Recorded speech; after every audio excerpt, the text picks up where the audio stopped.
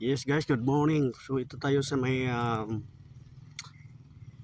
Lingayen, Pangasinan. So dito tayo sa gilid ng dagat guys. Grabe yung lapad ng ano rito. Yung kanilang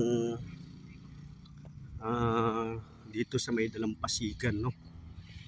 Ayan guys, sobrang lawak. To ang buhangin dito guys is may pagka-brown. Ayan, grabe. Linaw ng dagat mga lods.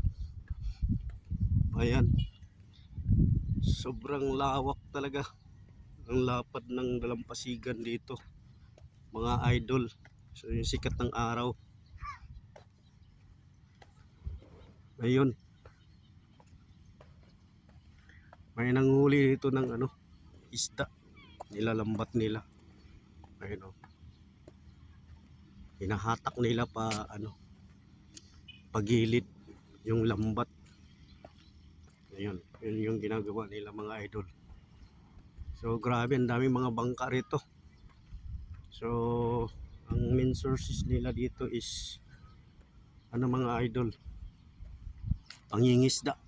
Ayun, oh, grabe,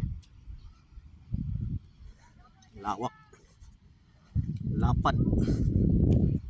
Okay, so ito, sources of income is mostly yung sa mga mangingisda, panghuli ng isda.